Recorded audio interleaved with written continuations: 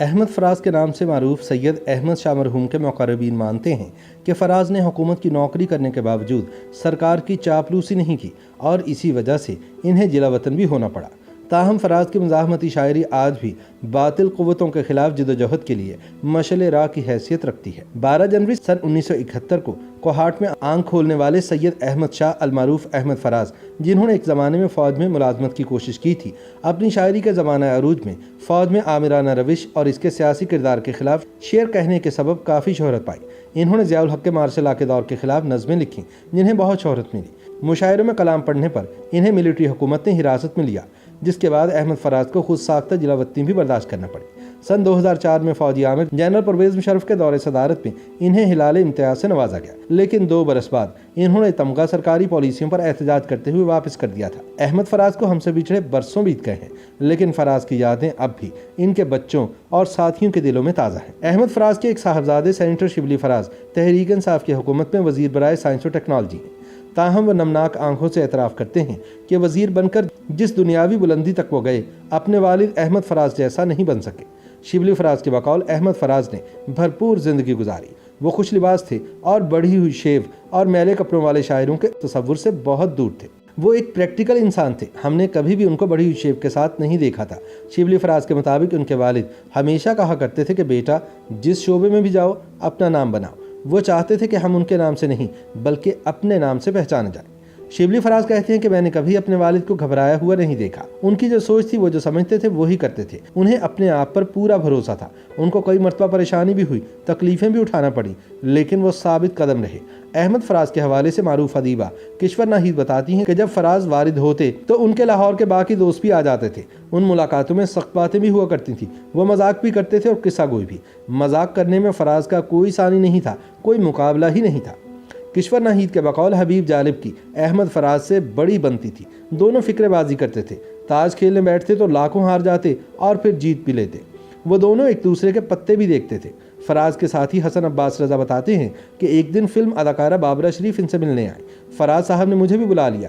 ہم لوگ بیٹھے ہوئے تھے تو بابرہ شریف نے فراز صاحب سے کہا کہ آپ کا آٹوگراف چاہیے، لیکن میرے پاس بک نہیں ہے، تو آپ میرے ہاتھ پر آٹوگراف دے دیجئے۔ اس پر فراز صاحب نے کہا کہ ہاتھ پر نہیں، میں تو گال پر دوں گا۔ اس پر بابرہ شریف اور فراز صاحب دونوں ہنس دیے۔ شاعر اور سماجی کارکن حارث خلیق کے مطابق احمد فراز کی شاعری میں ایک ارتقاء دیکھنے کو ملتا ہے۔ ان کے مطابق فراز نے اساتذہ سے بہت اکتساب کیا، جس کی جھلک ان کے ہاں آپ کو جا بجا نظر آتی ہے۔ میر سے لے کر غالب اور اس کے بعد فیض، نون میم راشد اور جوش ملیح آبادی، ان سب کا فراز صاحب کے ہاں عکس نظر آتا ہے۔ وہ روایت سے جڑے جدید شاعر تھے۔ حارث کے مطابق مزاحمتی شاعری کی طرف ان کا رجحان پاکستان کے سیاسی حالات کی وجہ سے بڑھا اور وہ ایک رومانوی شاعر سے انقلابی شاعر بنے۔ اردو شاعری اور ترقی پسند تحریک میں رومان اور انقلاب کا امتزاج ہوا اور لوگوں نے انقلاب کو اپنے محبوب کی طرح سے دیکھنا شروع کیا۔ میرے خیال میں فراز بھی اسی روایت کے شاعر تھے۔ کراچی کے ایک مشاعرے کا حوالہ دیتے ہوئے کشور ناہید نے بتایا کہ مشاعرہ ہو رہا تھا اور احمد فراز نے وہاں پر اپنی کئی نظمیں پڑھی۔ مشاعرہ صبح کے وقت تک جاری رہا۔ جب تقریب ختم ہوئی تو پولیس آئی اور فراز کو کراچی چھوڑنے کا کہا۔ اگلے ہی روز انہیں کراچی سے نکال دیا گیا۔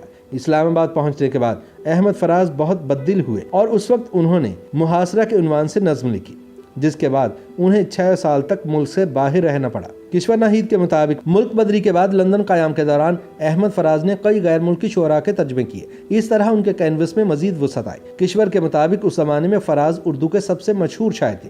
فراز نے سرکار کی نوکری کرنے کے باوجود سرکار کی چاپلوسی نہیں کی، اسی وجہ سے انہیں جلا وطن رہنا پڑا۔ دوسری بات یہ ہے کہ فراز نے چمچا گیری بھی کبھی نہیں کی۔ اپنے والد کے آخری ایام کا ذکر کرتے ہوئے سینیٹر شبلی فراز بتاتے ہیں کہ احمد فراز ویزے کے سلسلے میں کینیڈا کے سفارت خانے گئے تھے اور پارکنگ میں لڑکھڑا کر گر گئے، جس سے ان کے گھٹنے اور سر پر شدید چوٹیں آئیں۔ ان کے مطابق گھٹنے پر لگنے والا زخم زیادہ شدید تھا، جس میں انفیکشن ہو گیا۔